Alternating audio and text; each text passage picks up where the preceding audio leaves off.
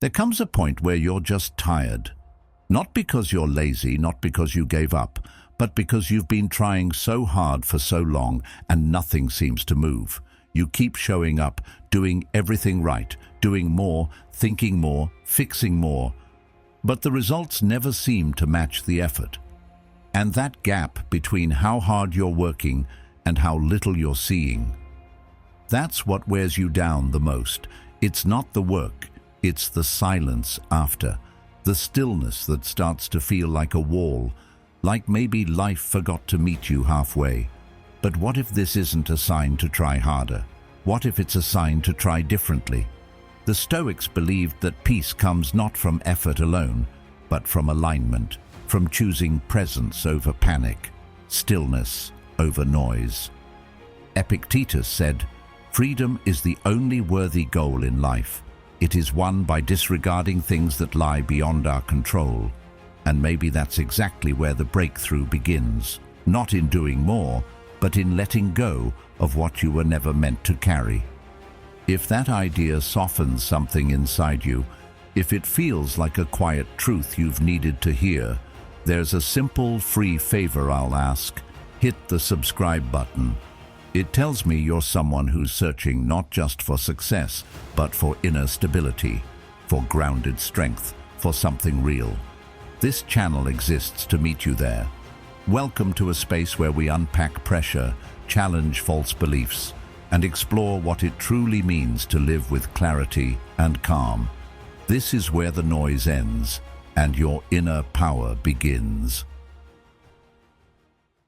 When effort isn't enough.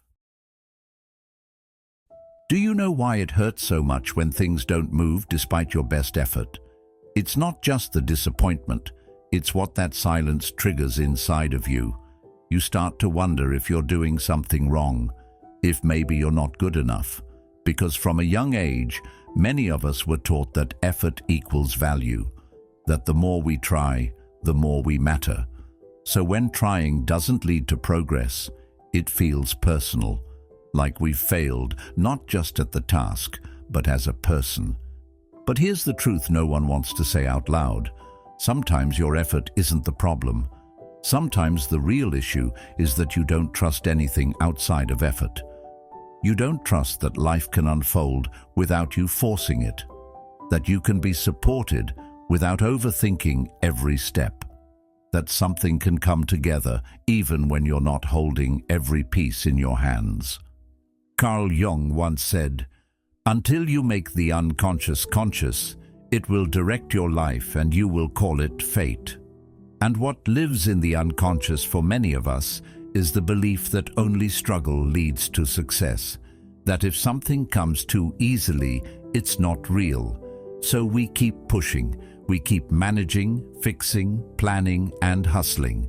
Not because we're strong, but because we're scared to stop. But trust? Trust is different. Trust is quiet. It doesn't need applause. It doesn't chase attention. It doesn't race against the clock. Trust simply waits. It moves with calm, not panic. It listens rather than reacts. And the beautiful thing about trust is this: it doesn't make you less driven. It just helps you stop burning out over things you were never meant to control in the first place. Socrates believed that the unexamined life is not worth living. And that's exactly what trust invites us into, a deeper kind of self-examination. It asks, are you really chasing your purpose, or are you just afraid of stillness? Are you acting from alignment or fear? Because there's a big difference between moving with intention and moving out of habit. And most of us are so used to staying busy, we've never stopped to ask why. Trust gives you the space to ask, and the strength to wait for a real answer.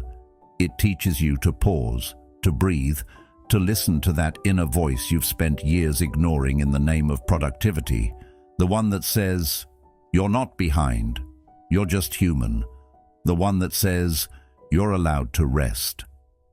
Plato once wrote, "The beginning is the most important part of the work." And maybe for you, this is the beginning. The moment where you stop measuring your worth by your output, the moment you stop trying to prove and instead begin to understand. That real progress doesn't always look like motion, that sometimes the most powerful shift happens in the stillness, in the choice to trust what's unfolding, even when it's not yet clear. Because trust doesn't just change how you work, it changes how you live. It brings you back to yourself, and from there, everything else begins to realign. The quiet power of trust. Most people think trust means waiting around, doing nothing, like sitting on the sidelines, hoping life eventually hands you what you want. But real trust, it's nothing like that. Real trust is active. It's an energy. It's not about giving up control. It's about choosing not to waste your energy on the things you were never meant to control in the first place.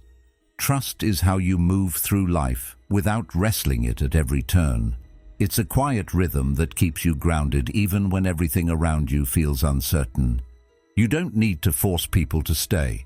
The ones meant for your life will never need to be convinced to see your value. You don't need to twist timing into your favor, trying to rush outcomes that aren't ready yet. And you definitely don't need to micromanage every detail of your life just to feel safe. That kind of constant control doesn't create safety. It creates stress. When you trust, you stop running ahead of yourself. You stop living 5 steps into the future and return to where your power actually lives. Right here, right now. You land in your body, in your breath. And that's where clarity starts to show up. That's where intuition begins to speak louder than fear.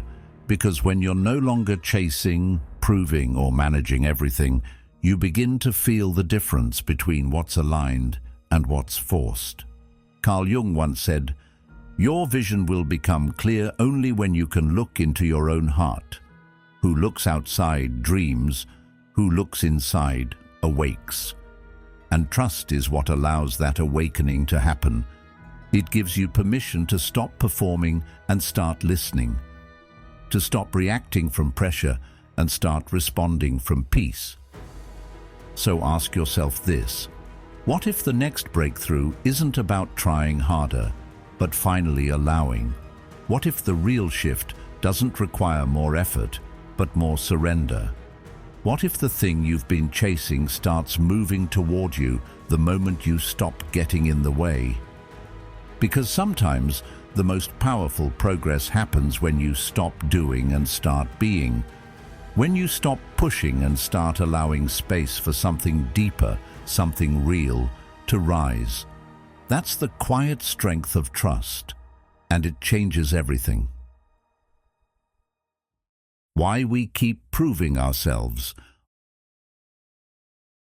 Why do we try so hard to prove something that's already true?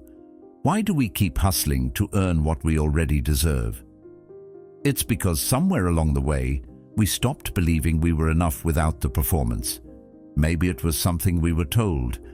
Maybe it was how we were treated. Or maybe it was just the world teaching us that value has to be demonstrated constantly. So we learned to put on the mask, to push harder, be nicer, achieve more, all in the name of being worthy. And that's when we started over-explaining ourselves. Not because anyone asked us to, but because deep down we were afraid of being misunderstood. We overthink every move, not to gain clarity, but to avoid mistakes. We show up even when we're running on fumes. Not because we want to, but because we don't know how to sit still without feeling guilty. We say yes when everything inside of us is screaming no. Not from love, but from fear. Fear that if we don't try harder, we'll fall behind. Fear that if we slow down, we'll lose what little we've built. Fear that if we're not constantly keeping it all together, we'll miss out on what's meant for us. But fear will always have you chasing things that were never yours to begin with. Here's what changes everything. What's meant for you doesn't need to be chased. It won't ask you to abandon yourself. It won't make you prove your worth over and over again. It needs to be recognized, not pursued, not captured, not earned through exhaustion. And here's the catch. You can't recognize it when you're too busy proving. You miss the signs. You ignore the gut feelings. You overlook the peace that's trying to guide you. Because when you're in survival mode, everything looks like a competition, even your own life. Aristotle once said, "Knowing yourself is the beginning of all wisdom."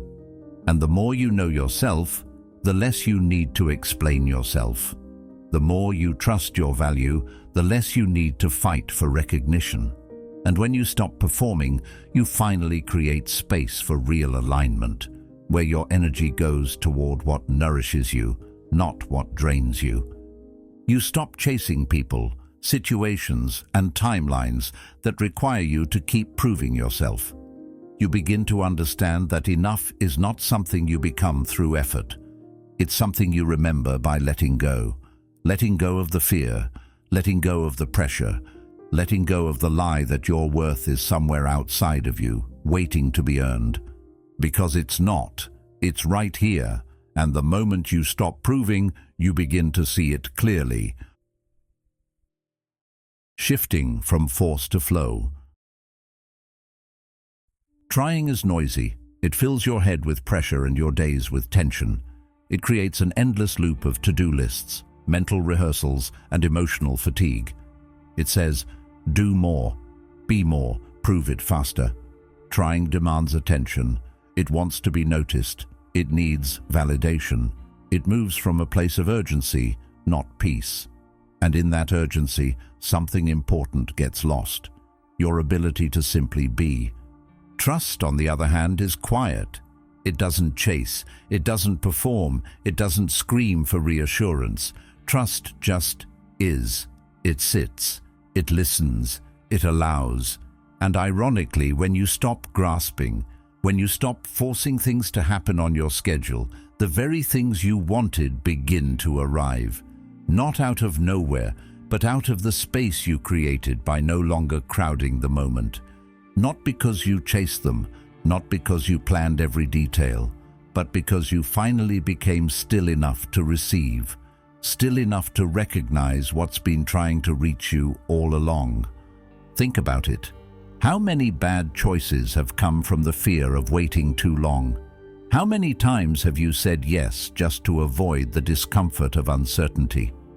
How often have you rushed back into chaos simply because silence felt unfamiliar? Not because it was the right path, but because stillness felt too strange, too empty. But silence isn't empty. That's what trust teaches you. Silence is sacred. It's where clarity lives. It's where your deeper self starts to speak, the part of you that knows the difference between reaction and wisdom, between survival and truth. Plato once wrote, "The greatest wealth is to live content with little." And that kind of contentment doesn't come from grasping. It comes from trust, from learning that stillness doesn't mean nothing is happening. It means something is growing beneath the surface, something you don't need to rush into existence. When you trust, you let life breathe again. You make space for real answers, not forced outcomes. You allow space between what you want and when it arrives. And that space, that's where your inner peace is built. That's where your real life begins to take shape. Not from trying harder, but from trusting more. Breaking free from old patterns. If you've spent years believing that pain is the price of progress, then trust will feel dangerous. It won't feel like freedom. It'll feel like losing control. Because when suffering has become your baseline, ease can feel suspicious. Letting go won't feel right at first. It'll feel like slacking off, like giving up on the dream, like everything you've built will fall apart the moment you stop holding it all together. But that's only because you've tied your identity to the struggle. You've been taught that success must be earned through sacrifice, that if you're not exhausted, you're not working hard enough. So you called burnout discipline. You wore it like a badge, even as it drained the life out of you. You called anxiety ambition because it made you move fast, always chasing, always grinding, never resting. You mistook fear for motivation because it got results, even if it left you feeling hollow. But what if that's not the only way? What if the life you want doesn't actually live in more effort? What if it lives in alignment, in moving with what matches your values, your timing, your truth, not against them? Alignment isn't lazy, it's precise. It doesn't mean you stop working, it means you stop working against yourself. Carl Jung once wrote, "There is no coming to consciousness without pain," but he never said the pain was meant to be permanent. The purpose of discomfort is to wake us up, not to define us. If your pain has taught you who you are, that's powerful. But it's not your home. You don't have to live in the storm just because it taught you how to survive. Alignment is what happens when your actions, your energy, and your inner voice all move in the same direction. No more tug-of-war between what you want and what you tolerate. No more grinding toward goals that don't reflect your values. No more proving yourself to people who don't even see you. Aristotle said, "Pleasure in the job puts perfection in the work." That doesn't mean life is without effort, but when you're aligned, the effort feels meaningful. It adds to you, not just drains you.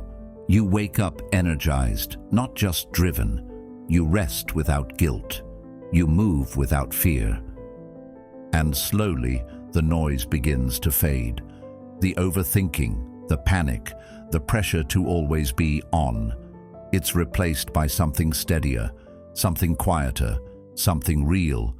Because once you start living from alignment, you realize that the life you want was never waiting at the end of more suffering. It was waiting for you to stop fighting yourself. Choosing calm over chaos. You weren't made to clench your jaw through every decision. Life isn't supposed to feel like a constant emergency, but for so many of us it does.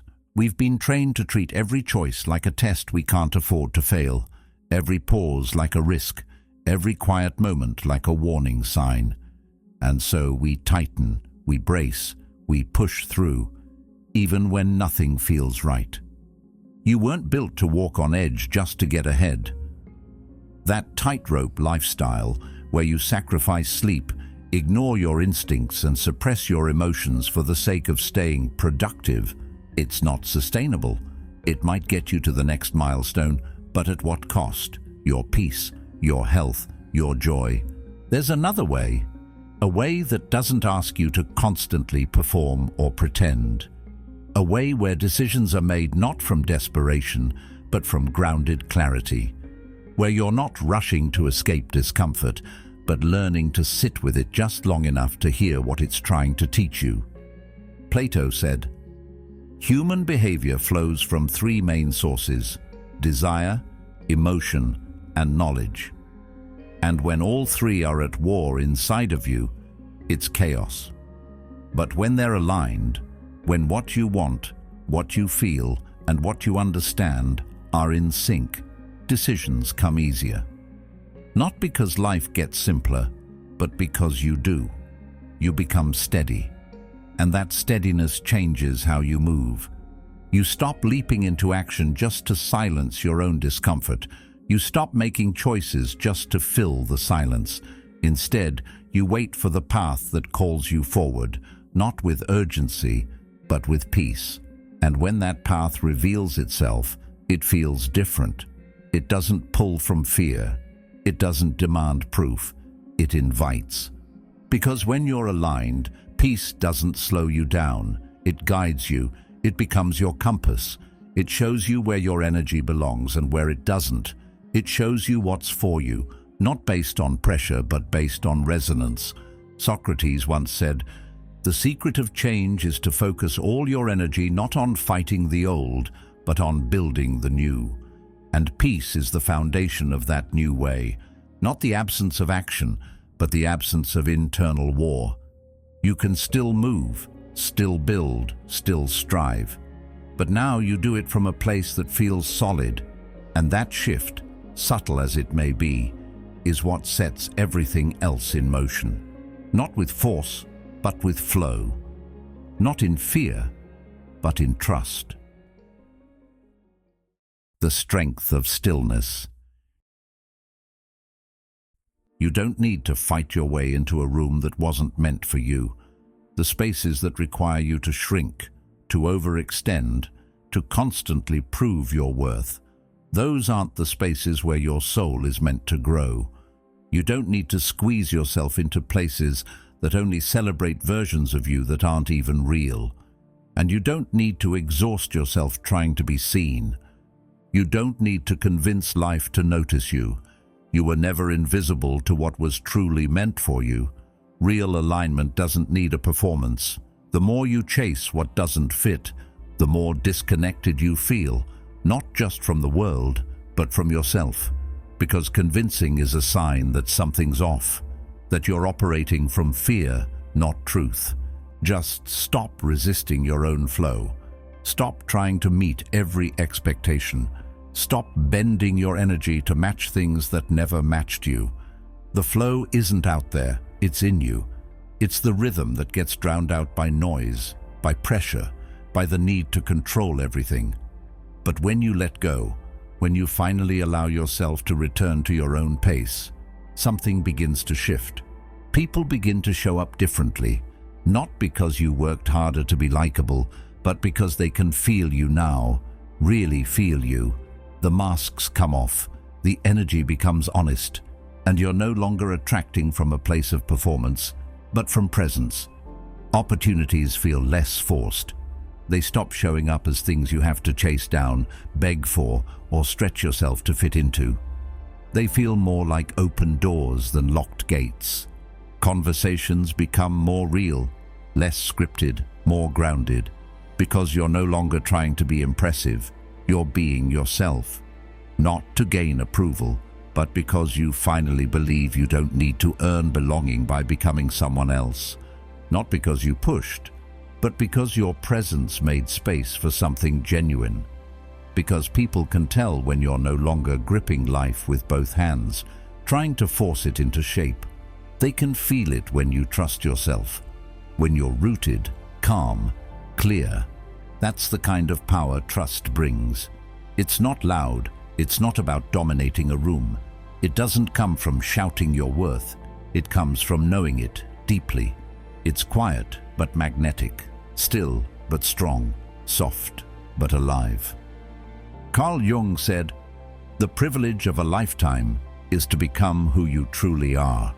And the more you trust your flow, the more you return to that person. The one who doesn't need to force anything to prove they belong. The one who realizes the most powerful shifts don't come from effort alone, but from energy that's finally aligned. Trust as a way of life. The real you isn't afraid of stillness.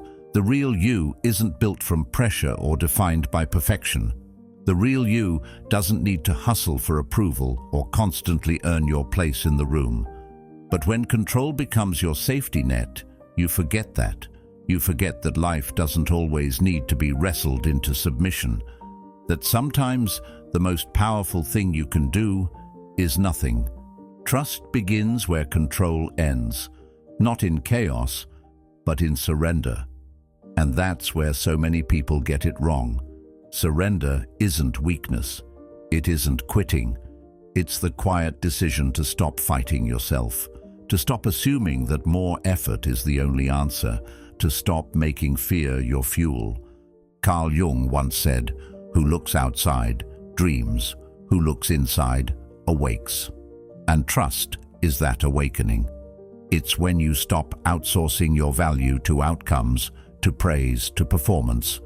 When you stop asking the world to tell you that you're okay and start telling yourself.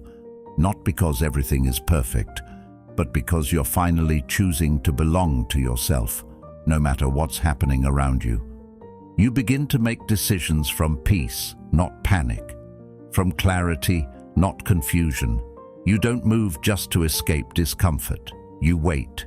You listen. You ask, "Is this right for me? Does this align?" And when the answer is no, you walk away. Not because it's easy, but because you finally know what you're worth.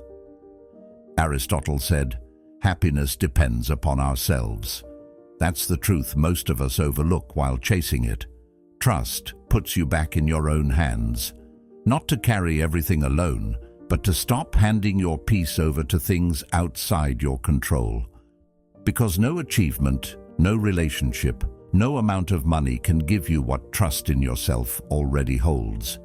You start noticing the difference between effort and force, between progress and pressure, between showing up because you want to and showing up because you're afraid not to. That's when everything changes. That's when you feel the shift. Not out there, but in here. The urgency quiets. The anxiety softens. The guilt that used to come with rest begins to fade. And instead of waiting for peace to arrive at the end of some finish line, you start finding it right in the middle of the mess, right in the now. That's trust. Because the truth is, you were never broken. You were never behind. You were never supposed to spend your life proving you deserve a life that already belongs to you. You just forgot for a while. And now, through trust, you remember. You don't have to keep proving what's already true. You are enough. Not when you arrive somewhere, not when you achieve more, but right here, in this breath. Trust isn't something you earn, it's something you return to.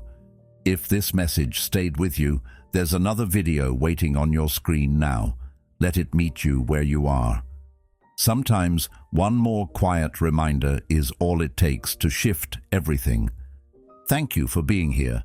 Your presence in this space matters more than you know. Until next time, stay steady, stay soft, and let the stillness speak. We'll meet you here again soon.